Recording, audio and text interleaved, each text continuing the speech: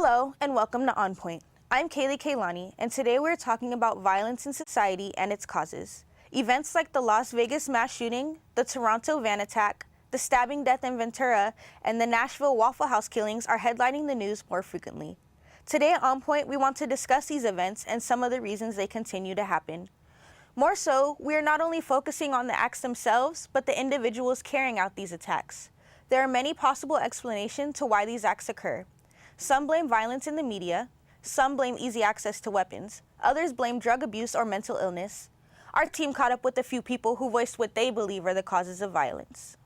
I believe that media coverage it gets people riled up because they don't particularly express the good news and stuff. They will take something that is really kind of minor and they will make a huge incident out of it. You know, in the news a lot you hear about the background of the culprit, like where he came from and all this information on him, where instead they should be focused on what issues you could be solving with reform, regulation, and things like that. More regulation on the guns, because we've seen time and time again how it's too easy for a lot of people to get their hands on them, and which ends up in these mass shootings. Better background checks maybe, 'cause, I mean, as much as I am, again, like I said before, a big advocate of Second Amendment, I do believe that certain restrictions and maybe a little more time into it are maybe important. Because it's relatively easy to get a gun in this country. Maybe the state not so much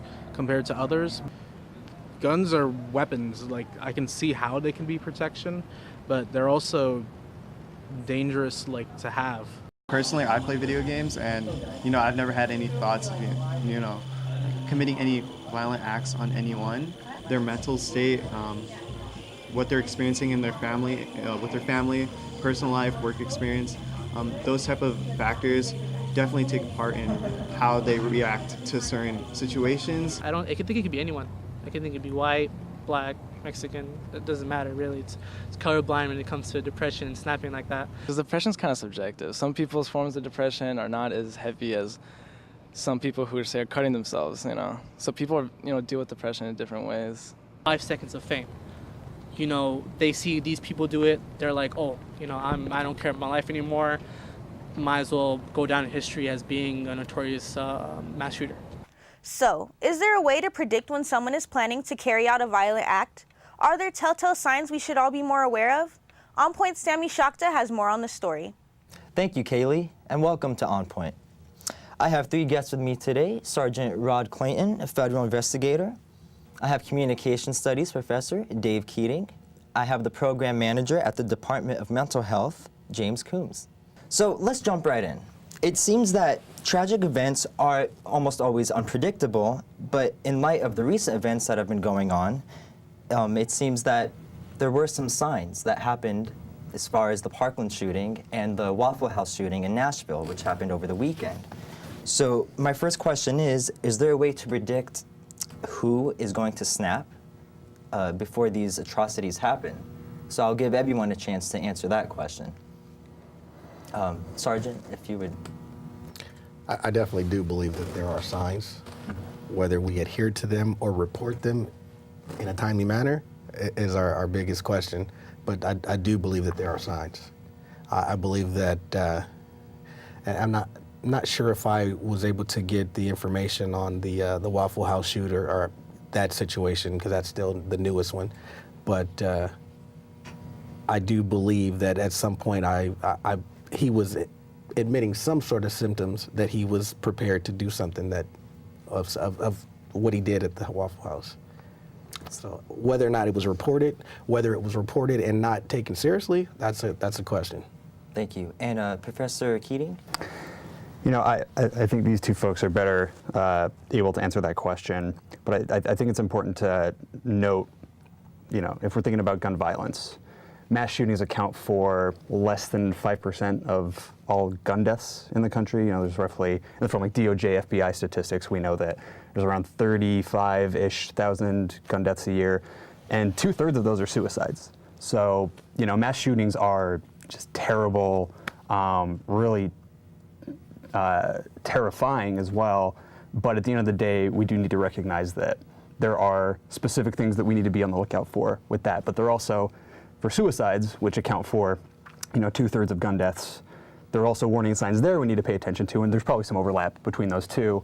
And then, homicides that are not mass shootings have a different set of problems or factors that we could potentially identify. So these are all different things that we need to think about when we think about solutions. Right. And some of those warning signs are probably consistent a little bit, to some extent, I would guess, between mass shooters and suicide, people who commit suicide using guns.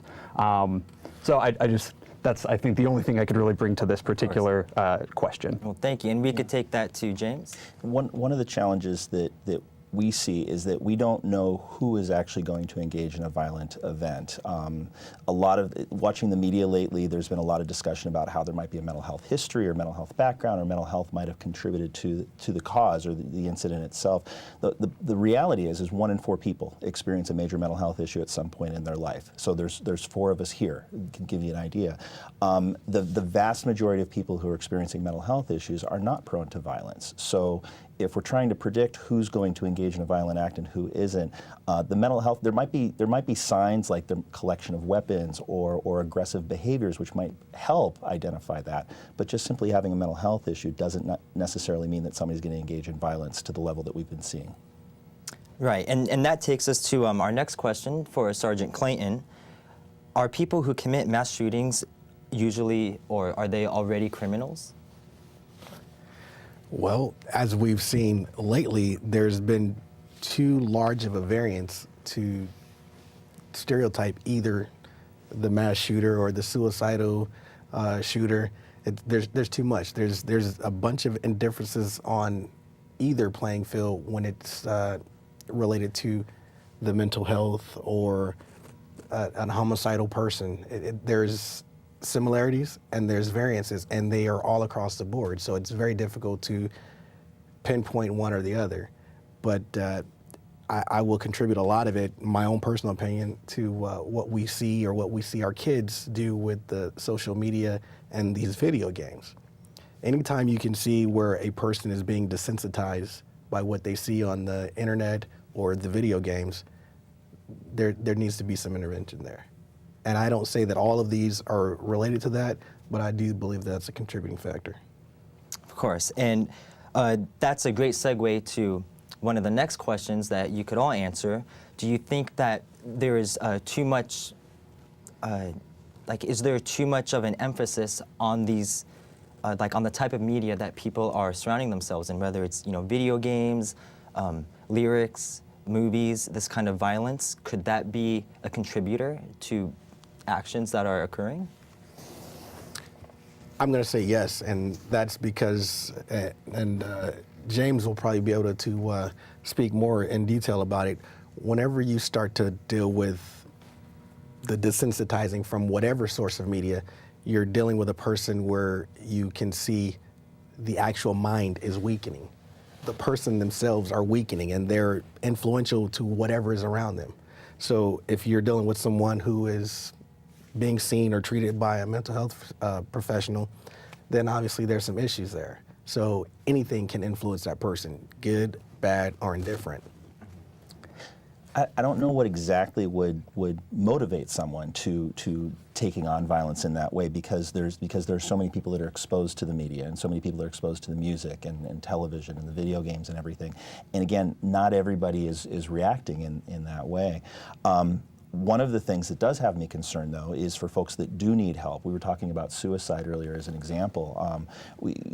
A lot of the models for suicide intervention that we look at is there's people that are identified as at risk because they've brought themselves to the attention of a program or a friend or a family member or a teacher or someone. But then there's a lot of people using kind of an iceberg model. There's a lot of people that are like underneath the surface that we don't know what's going on, and they haven't come to our attention. So when somebody takes action to harm themselves or harm somebody else, sometimes it may come out of left field because we didn't have them connected to know what's going on. I don't know if we can necessarily connect that just to the music or the video games or the media that we're seeing, because so many people are exposed to that, and that's probably in your area. You can probably address that better. But as far as being motivated to take action to harm themselves or somebody else, unfortunately, it's often we know about it after the fact, almost a post-mortem. You know, it's an interesting question. It's not, you know, it's not a simple one-to-one relationship where I see violence in the media and I now am going to be violent. You know, that's demonstrably false. Otherwise, all four of us would be, you know, punching each other right now. Yeah. But there is something to be said that it could be a contributing factor. And maybe there are differences between seeing violence in the media and playing violent video games. I will say that there's a friend of mine who does some research on that. And one of the findings I recall of his recently is that he had folks play as terrorists in a video game where they go in the airport and they shoot innocent people.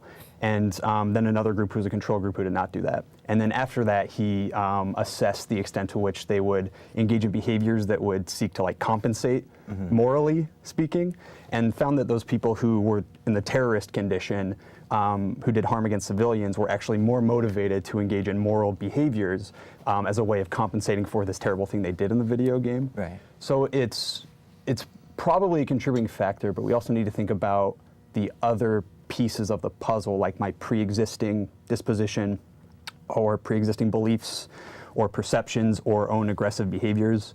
And also, I mean, the causality thing, like, I see something, therefore I'm aggressive, or is it that I'm aggressive and I seek something out that maps onto this type of behavior that I want to get out of this medium that I'm looking at?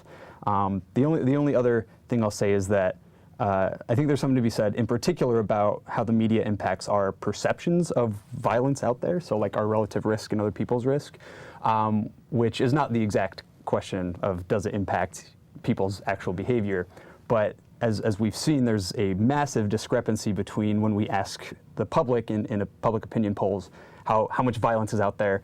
And I think in 2016, the most recent poll I saw was like 70% of Americans thought that 2016 was more violent than 2015, so increase in violence.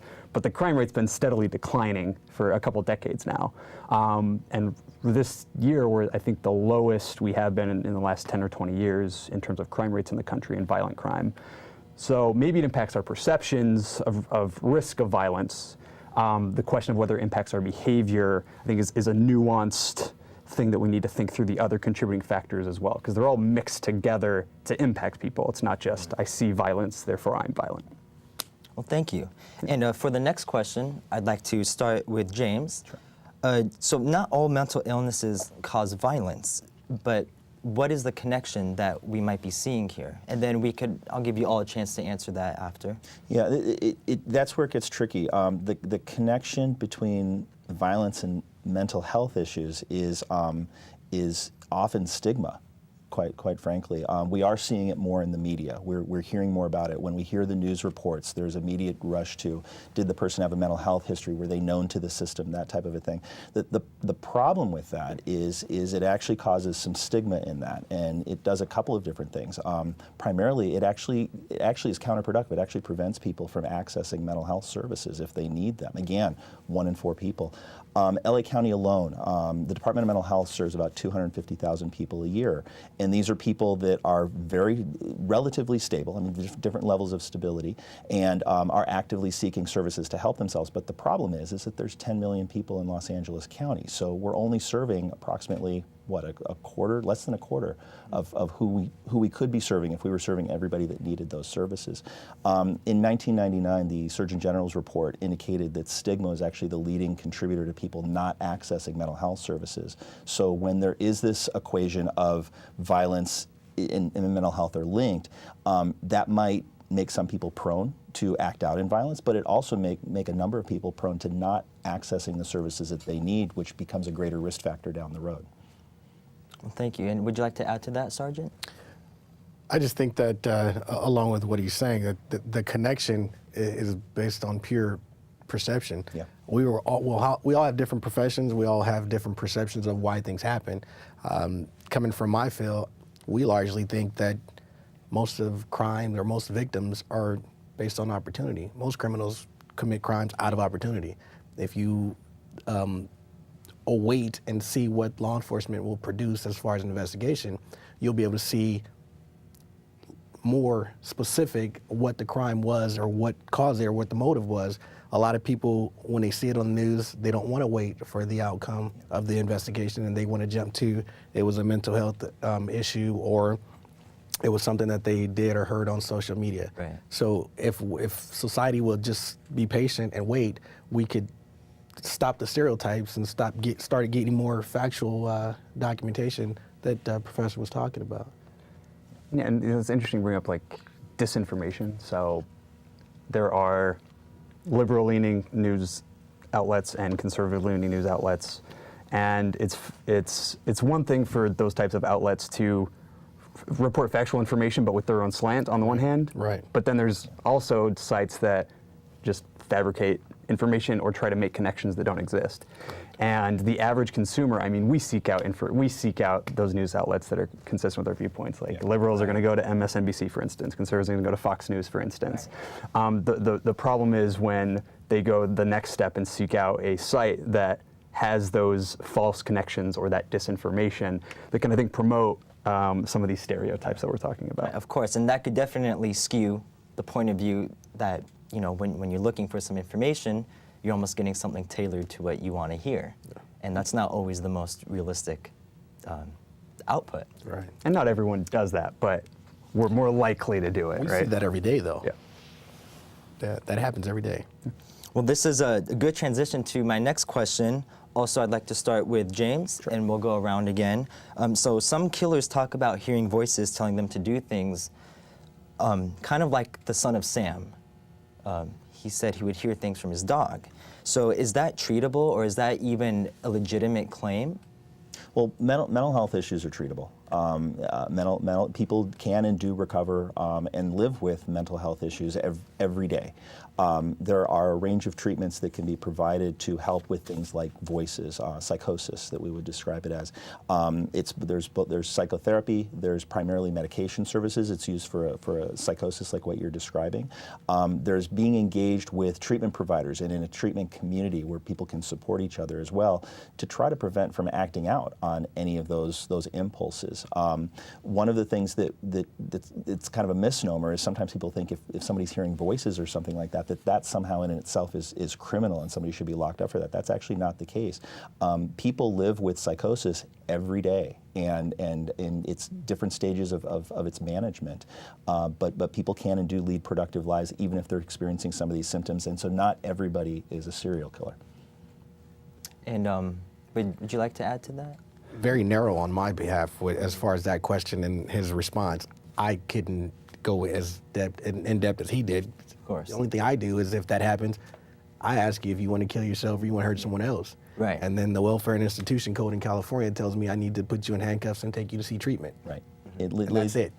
It lays it out pretty clearly. Yeah, it's protocol, right. Policy, procedure. People have civil rights, and we can't take those away just because they're experiencing psychosis. Right. People have to be a danger to themselves or danger to others in order to be taken into custody like that. Professor Keating? Well, I don't have anything that I think would benefit this conversation, but I do have a question of how do you have any like an estimate of the prevalence of that type of extreme case or? I actually don't. It is very rare. I mean, again, the number of people that are served in mental health systems across the country, the vast majority are not engaged in violence, are not engaged in any kind of illegal behavior. They're just trying to get by in life. So unfortunately, I don't have numbers like that. But again, when these things do happen and they do make it to the public's ears, especially in this age where we get information so rapidly, that's kind of becomes sensationalized sometimes. And that unfortunately has an adverse impact on people's willingness to seek out help. If somebody thinks that there's really, really something wrong with them and they don't want anybody to know about that, they may have a tendency to shy away from the services that could actually help them. Yeah. Well, I'm sorry, just while this point's in the air, something we could all answer. Can drugs or alcohol be a factor? And you can actually start with that, Professor Keating. Oh, again, I'm not sure that this is within my wheelhouse to accurately respond to, but I just want to quickly say that there's a distinction between the prevalence, which would be the number per 100,000 people versus the actual number of people. And because population growth curve looks like this, we're going to see more instances, but it's not that the prevalence in the population is changing. It's just more people are born every day. So that I can actually give a number on with some information. one of the things that our program is involved in is in suicide intervention. And so we have a number of staff that get trained pretty intensively on how to intervene with somebody who's at risk for suicide. One of the things that we know is roughly 17 to 24 people per 100,000 that we're aware of are at risk of suicide. Again, using that iceberg model, there may be more people that never come to our attention that we know about. But typically, you will see about 17 to 24 per 100,000. And that's across the country. You'll see different demographic changes based on, there might be economics, there might be age issues involved.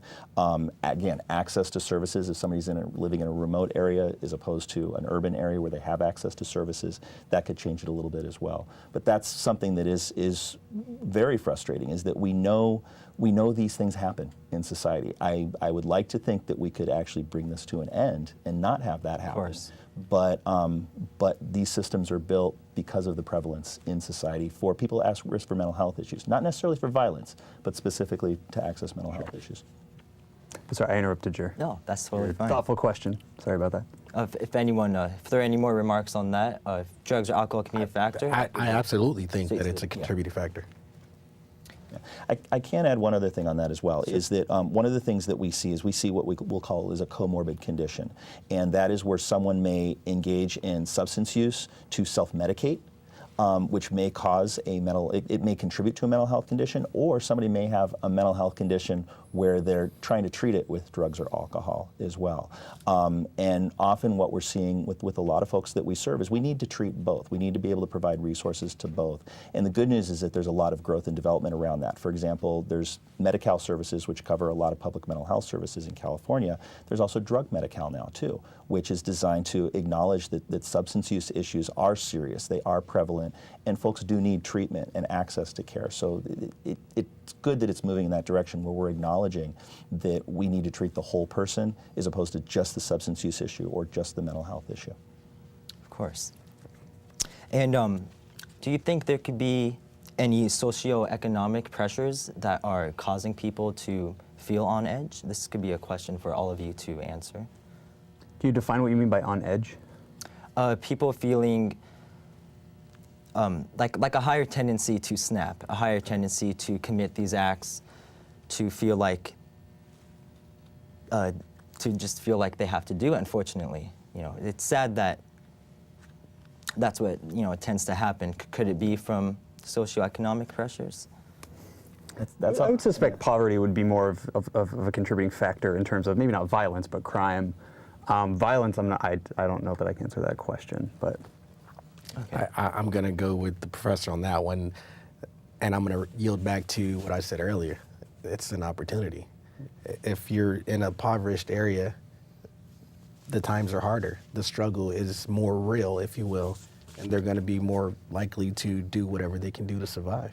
Can there be a specific thing that makes people act evil or maliciously? Something that could be setting a trend for, a domino effect of these tragedies? Yeah, that I don't know. I think you mentioned it earlier that what we're hearing more about these stories of things going on, but these stories have always been there. These incidents have always been there. And I don't want to say that this is the pointing the blame, but media makes people copycat what they've seen. So a lot of it is, we didn't know that was going on. So as James said, now we see it more. People want to do it more. Maybe it's like, I want my 5 seconds or 5 minutes of fame. Kind of like we experienced in the late 90s with vehicle pursuits. Mm-hmm. They saw it on the news, and everybody's trying to do it. Right. Same stuff. And we are getting close on time, so I'd like to ask a final question for all of you to answer. Is there anything that society can do differently to prevent more tragedies from happening? Anything that citizens can do, people can do to help out in this matter? That's a time bomb question. Yeah. Wow. Wow. As law enforcement, we are so tightly restricted now in dealing with that. I really couldn't tell you. I mean, we try to increase or enhance training to deal with the violence, to deal with mental health. They're monitoring social media, they're monitoring what's being said on the news, what's being played in the radios. So we have our hands in everything to try to make sure we're curtailing whatever it is that we can stop or direct things in the right direction. But as far as something else we can do in law enforcement, I'm not sure. I think it's important to not, so for instance, mass shootings, like I noted, those are terrible and terrifying, but if we think about them as a form of terrorism, it succeeds if people who go to school, like these wonderful students at CSUN, at high schools across the country, if we're living in fear, then that act has served its purpose, because it's something that rarely happens, but when it does, it creates something, this environment where everyone's afraid. And so one of that is just recognizing that that's the goal of or maybe not the primary goal, but that's a goal of these types of actions, and our personal risk from day to day is smaller than we might think. If we're afraid, we may be prone to engaging people less as well, and that's part of the challenge as well. Is if we put messages out there that it is not okay to access help when somebody needs it, that really limits our ability to support our community. There is something that I think we can do, and that's learning to engage each other and accept each other a little bit more, have more tolerance for each other. If we were to treat mental health issues the way we treated physical health care issues, and the way we help people get access to physical health care, if we had parity there, not just parity in terms of access like insurance or something like that, but parity in terms of being open to a family member or a friend that might be experiencing something that they may not feel is normal or acceptable, and giving them an opportunity to talk about it, and then engaging them and engaging the supports around them. I think that would go a long way. Would that preclude a lot of the violence that we're seeing in the media? That I don't know, but I know that would help in terms of helping people access the care that they need. Thank you. Very welcome. And thank you all for being here with me today on Point. Come on, let's go. Just a minute, I gotta finish this. Wait, you're gonna post those pictures of Mary? Yep. She thinks she's so hot. But her mom and dad will see them. Her grandmother, her little sister, everyone she knows, it's gonna kill her. Who cares? Just a couple of pictures. It's no big deal. No big deal? Don't. This has gotta stop. I've come up with a family emergency plan. What is it? It's difficult to talk about, so I'm not telling you. I'm so glad I won't have to remember anything. Me too. Visit ready.gov/kids for tips and information. Thank you for watching On Point. You can follow us on social media at CSUN On Point. You can hear us on KCSN 88.5 FM on Sunday mornings at 5:30.